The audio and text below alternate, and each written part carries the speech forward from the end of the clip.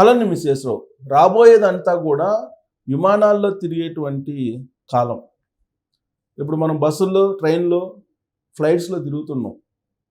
కానీ రాబోయేది ఎయిర్ ట్యాక్స్లు వస్తున్నాయి. నేను రాబోయే రోజుల్లో బస్సులు, ట్రైన్స్ ఎక్కేటువంటి వాళ్ళ సంఖ్య కంటే కూడా ఎయిర్ బస్సులు ఎక్కేటువంటి వాళ్ళ సంఖ్య పెరిగే అవకాశం ఉంది. అందుకే ఏరోస్పేస్ని డెవలప్ చేయడానికి ఆంధ్రప్రదేశ్ ప్రభుత్వం అనేక పాలసీలు తయారు చేసింది. దానికి అట్రాక్ట్ అయినటువంటి సరళ ఏవియేషన్ సంస్థ అనంతపురంలో, ఆంధ్రప్రదేశ్లో ఉండే అనంతపురం జిల్లాలో ఆల్రెడీ 1100 కోట్ల రూపాయల పెట్టుబడితోటి సంవత్సరానికి 1000 ఎలక్ట్రిక్ ఎయిర్ బస్సులను తయారు చేయడానికి శ్రీకారం చుట్టింది. దానికి సంబంధించిన భూములు ఇవన్నీ కూడా కేటాయించేశారు. అయితే ఇప్పుడు భారతదేశం, బ్రెజిల్ మధ్య ఒక ఒప్పందం కుదిరింది. బ్రెజిల్ టెక్నాలజీ తోటి విమానాలన్నీ తయారు చేసేటువంటి సంస్థ రాబోతుంది. అయితే ఇది ఎక్కడ రాబోతుంది?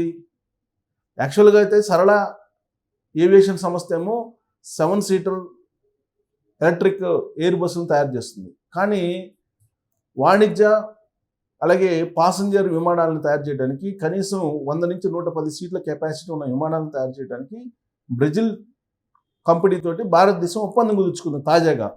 అయితే ఈ కంపెనీ ఎక్కడొస్తుంది అనే దాని మీద విస్తృతంగా చర్చ జరుగుతుంది. గుజరాత్లో వస్తుందా, లేదంటే ఆంధ్రప్రదేశ్లో వస్తుందా? ఈ 2 రాష్ట్రాల్లో ఏదో ఒకదానికి విమానాల సంస్థ రాబోతుంది, బ్రెజిల్కి సంబంధించినటువంటి కంపెనీ. అయితే గుజరాత్ కొంత ఆఫర్ చేస్తుంది, బెనిఫిట్స్ ఇస్తారని. గుజరాత్ కంటే కూడా ఆంధ్రప్రదేశ్ ప్రభుత్వం లేపాక్షి భూముల్ని 20,000 ఎకరాలను ఇవ్వడానికి ముందుకు వచ్చింది. ప్లస్ పక్కనే బెంగళూరు అంతర్జాతీయ విమానాశ్రయము ఇవన్నీ ఉన్నాయి. ఎకోసిస్టమ్ బాగుంది.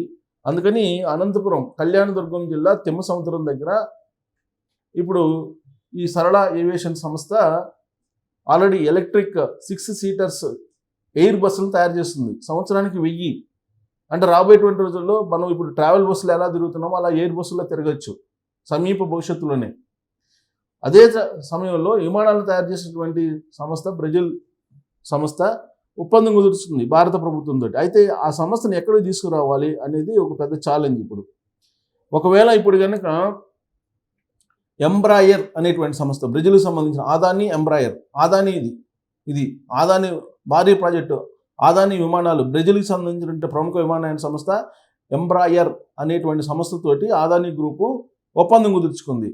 వాణిజ్య విమానాలు అసెంబ్లింగు అలాగే యూనిట్ని ఏర్పాటు చేస్తుంది, తయారీ అలాగే అసెంబ్లింగ్. ఇది అనంతపురంలో రాబోతుంది. ఈ భారీ ప్రాజెక్ట్ అనేది ఆంధ్రప్రదేశ్ ప్రభుత్వం అనేక ఆఫర్స్ ఇచ్చింది అనంతపురం తీసుకురావడానికి. అలాగే గుజరాత్ రాష్ట్రం కూడా పోటీ పడుతుంది. సో అనుకూలత ఏంటి? అనుకూలత ఆంధ్రప్రదేశ్లో అనంతపురం జిల్లాలో పెడితేనంటే బెంగళూరు అంతర్జాతీయ విమానాశ్రయం దగ్గరగా ఉండడం వల్ల అనంతపురం జిల్లా ఈ ప్రాజెక్టుకి అనుకూలము అనేది వినిపిస్తుంది. అలాగే రేమండ్ గ్రూప్ ఏరోస్పేస్ యూనిట్, ఈ రేమండ్ గ్రూపు అనంతపురంలో ఏరోస్పేస్ మరియు ఆటోమేటివ్ విభాగాలు, ఏరోస్పేస్ ఆటోమేటిక్ విభాగాలకు సంబంధించిన యూనిట్లను ఏర్పాటు చేస్తుంది. దాదాపు 943 కోట్ల రూపాయల పెట్టుబడి ఈ రేమండ్ గ్రూప్ పెడుతుంది, పెట్టుబడులు ఏరోస్పేస్ యూనిట్ కోసం. ఎక్కడ పెడుతుందంటే గుడిపల్లి మరియు టేకులోడు గ్రామాల మధ్య. దీని ద్వారా దాదాపు 5400 ఉద్యోగాలు వస్తాయని ఎక్స్పెక్ట్ చేస్తున్నారు. సో అనంతపురం జిల్లాలోనే, ఎందుకు అనంతపురం జిల్లానే భౌగోళికంగా ఏరోస్పేస్కు అనుకూలము అని అంటే బెంగళూరు ఏరోస్పేస్ హబ్ దగ్గరగా ఉంటుంది. అలాగే ఆంధ్రప్రదేశ్లో భూమి లభ్యత ఎక్కువగా ఉంటుంది బెంగళూరు కంటే కూడా. ముఖ్యంగా లేపాక్షి హబ్కు సంబంధించినటువంటి భూములు ఉన్నాయి. దాంతోపాటు ప్రభుత్వానికి సంబంధించినటువంటి విధానాలు, పాలసీలు ఏరోస్పేస్కి అనుకూలంగా ఉన్నాయి. Aerospace and defence policy, aerospace and defence policy 4.0 అనేటువంటి దాన్ని ఒక అద్భుతమైన పాలసీని తీసుకొచ్చారు. దీని ద్వారా పరిశ్రమలకు భారీ రాయితీలు ఇచ్చారు చంద్రబాబు నాయుడు గారు. అందుకే అటు భౌగోళికంగా కానీ లేదా పరిశ్రమలు స్థాపించడానికి అనుకూలమైనటువంటి వాతావరణం కానీ, ఎకోసిస్టమ్ కానీ ఆంధ్రప్రదేశ్లో ఉన్నటువంటి అనంతపురంలో అనుకూలంగా ఉంది గుజరాత్ కంటే కూడా అనేటువంటి ఒక అభిప్రాయం ఉంది. అందుకే ఆదాని ఎంబ్రాయిర్ అనేటువంటి బ్రెజిల్ కంపెనీతో కూర్చుకున్నటువంటి ఒప్పందం, విమానాలు తయారు చేయటం, అసెంబ్లింగు అలాగే నిర్వహణ ఇవన్నీ కూడా అక్కడే రాబోతున్నాయి అంటున్నారు. అయితే విమానయాన సంస్థకు సంబంధించిన రామ్మోహన్ నాయుడు గారు మాత్రం, విమానయాన మంత్రి, ఆయన భోగాపురం ఎయిర్పోర్ట్కి దాన్ని తీసుకురావాలి అని చెప్పి భోగాపురం ఎయిర్పోర్ట్ దగ్గర పెట్టించాలి అనేటువంటి ఒక ఆలోచన కూడా చేస్తూ ఉన్నారు. కాకపోతే ఏవియేషన్ యూనివర్సిటీ అక్కడ వస్తుంది కాబట్టి భోగాపురం దగ్గర అనంతపురంలో ఈ ఆదాని విమానాల తయారీ కంపెనీ పెట్టించాలి అనేది ఒకటి. అక్కడ ల్యాండ్ కూడా ఉంది, ప్లస్ అక్కడ ఏరోస్పేస్ హబ్ ఉంది బెంగళూరులో దగ్గరలోనే.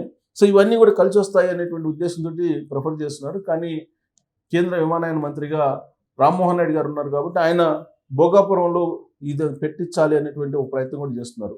సరే భోగాపురమా లేదంటే అనంతపురమా ఎక్కడైనా సరే ఆంధ్రప్రదేశ్లోనే ఈ అదాని ఎంబ్రాయర్ సంయుక్తంగా విమానాల తయారీ యూనిట్ని పెట్టబోతున్నారు. అది ఆంధ్రప్రదేశ్లో వచ్చేటువంటి అవకాశం లేకపోలేదు అనేది తెలుస్తూ ఉంది. అయితే దీనికి సంబంధించి అసలు ఏంటి రాయల్ తెలంగాణ అంటే రాయల్ తెలంగాణ లాగా రాయల్ విమానాలు, రాయల్ తెలంగాణ అనేది ఒక డిమాండ్ ఇంతకుముందు రాష్ట్రం విడిపోయేటప్పుడు. ఇప్పుడు అందుకే రాయల్ విమానాలు రాబోతున్నాయి అని అంటే అనంతపురం జిల్లాలో కనుక విమాన సంస్థలు కనుక పెడితే తయారీ సంస్థని రాయల విమానాలే తయారవుతాయి. సో దీనికి సంబంధించి భారత్ విమానాల తయారీ ఎంబ్రాయర్తో ఆదాని గ్రూప్ జట్టు ఏపీ లేదా గుజరాత్లో ప్లాంట్. ఇక్కడ చూడండి, Adani group Brazil aerospace company ఎంబ్రాయర్తో జట్టు కట్టింది. మన దేశంలో విమానాల తయారీ యూనిట్ని ఏర్పాటు చేసేందుకు ఆదాని డిఫెన్స్ అండ్ ఏరోస్పేస్తో ఎంబ్రాయర్ అవగాహన ఒప్పందం కుదుర్చుకుంది. ఆదాని గ్రూప్ తోటి, ఆదాని డిఫెన్స్ అండ్ ఏరోస్పేస్ తోటి. పౌర విమానయాన మంత్రి రామ్మోహన్ నాయుడు సమక్షంలో ఈ ఒప్పందం జరిగింది. విమానయాన రంగంలో మేక్ ఇన్ ఇండియా లక్ష్యాలకు ఈ ఊహాత్మక భాగస్వామ్యం ఊతమే ఉన్నది. ప్రపంచంలో అత్యంత వేగంగా వృద్ధి చెందుతున్న విమానయాన మార్కెట్లో ఒకటైన భారత్లో ద్వితీయ తృతీయ శ్రేణి నగరాలకు విమాన సేవలు మరింత పెరిగేందుకు తోడ్పడనుంది. దేశీయ విమానయాన రంగంలో ఈ ఒప్పందం కీలక మైలురాయి అని రామ్మోహన్ నాయుడు అన్నారు. ఎంఓయూలో భాగంగా ఎంబ్రాయర్ ప్రయాణికుల విమానాల తయారీకి అవసరమైన ఫైనల్ అసెంబ్లింగ్ లైన్ను ఆదానితో కలిసి భారత్లో ఏర్పాటు చేయనుంది. ఇక్కడ విడిభాగాలన్నింటినీ కూర్చి పూర్తి విమానాన్ని తయారు చేస్తారు. 70 నుంచి 146 సీట్ల వరకు సామర్థ్యంతో కూడిన ఎంబ్రాయర్ రీజనల్ జెట్ విమానాలు స్వల్ప మధ్యస్థాయి దూర మార్గాల్లో ప్రయాణించేందుకు పనికొస్తాయి. ఏపీలోని భోగాపురం లేదా గుజరాత్లోని ధోలేరాలో ఈ ప్లాంట్ ఏర్పాటు చేసే అవకాశాలు ఉన్నట్టు కొందరి కథనం. భారత్లో తొలి యూనిట్ ఫిక్స్డ్ వింగ్ ప్రయాణికుల విమానాల తయారీకి సంబంధించి దేశంలో ఇదే తొలి అసెంబ్లింగ్ యూనిట్ కానుంది. ఈ ప్రతిపాదన FALను ఎక్కడ ఏర్పాటు చేస్తారు, పెట్టుబడులు ఎంత, ఎప్పటికీ అందుబాటులోకి వస్తుంది వంటి వివరాలను మాత్రం వెల్లడించలేదు. ప్లాంట్ ఏర్పాటుకు సరైనటువంటి స్థలం కోసం అన్వేషణ జరుగుతున్నదని, మరికొద్ది నెలల్లో ఓ నిర్ణయానికి రావచ్చని Adani defence and aerospace director Jeet Adani చెప్తున్నారు. ఇండియాపై ఎంబ్రాయర్ ఫోకస్. భారత విమానయాన మార్కెట్లోకి అపార అవకాశాలు అందిపుచ్చుకునేందుకు ఎంబ్రాయర్ గత ఏడాది అక్టోబర్లోనే ఢిల్లీలో తన కార్యాలయం ఏర్పాటు చేసింది. కంపెనీకి చెందిన ఈ జెట్ విమానాలు 2005లోనే భారత్లోకి ప్రవేశించాయి. దాదాపు 50 విమానాలు భారత వైమానిక దళం, ప్రభుత్వ ఏజెన్సీలు, బిజినెస్ జెట్ ఆపరేటర్లతో పాటు వాణిజ్య ఎయిర్లైన్స్ స్టార్ ఎయిర్కు సేవలు అందిస్తున్నాయి. ఇప్పటికే ఎయిర్పోర్ట్ల అభివృద్ధి, నిర్వహణ, విమానాల MRO అంటే నిర్వహణ, మరమ్మతు, సర్వీసు, పైలట్ల శిక్షణ విభాగాల్లో ప్రవేశించిన ఆదాని గ్రూపు ఈ ఒప్పందంతో విమానాల తయారీలోకి అడుగుపెట్టింది. ఈ భాగస్వామ్యం ద్వారా ఎయిర్క్రాఫ్ట్ల తయారీతో పాటు supply chain, after market service, pilot training విభాగాల్లోనూ కలిసి పనిచేయాలని ఆదాని గ్రూప్, ఎంబ్రాయర్ భావిస్తున్నాయి. సో ఇది పెద్ద ఎత్తున పెట్టుబడులు రాబోతున్నాయి.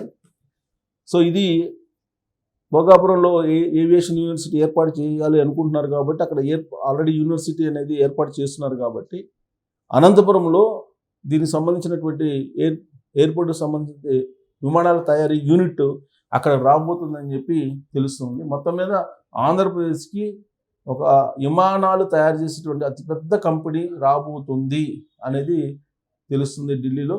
ఈ పాటికి ఢిల్లీలో కూడా చంద్రబాబు నాయుడు గారు ప్రయత్నం చేస్తున్నారు. ఢిల్లీ లాబింగ్ కూడా చేస్తున్నారు. ఆదాని ఆల్రెడీ ఆంధ్రప్రదేశ్లో అనేక పెట్టుబడులు పెట్టున్నారు కాబట్టి ఆదానితోటి చంద్రబాబు నాయుడు గారికి ఉన్నటువంటి పరిచయం, నరేంద్ర మోడీ గారితో లైజనింగ్ చేసి ఆంధ్రప్రదేశ్లో ఈ యూనిట్ని పెట్టించేందుకు సర్వ ప్రయత్నాలు చేస్తున్నారు. మరి అది సక్సెస్ అవుతుందా కాదా అనే దాని మీద మీరు కామెంట్ చేయొచ్చు. Thank you.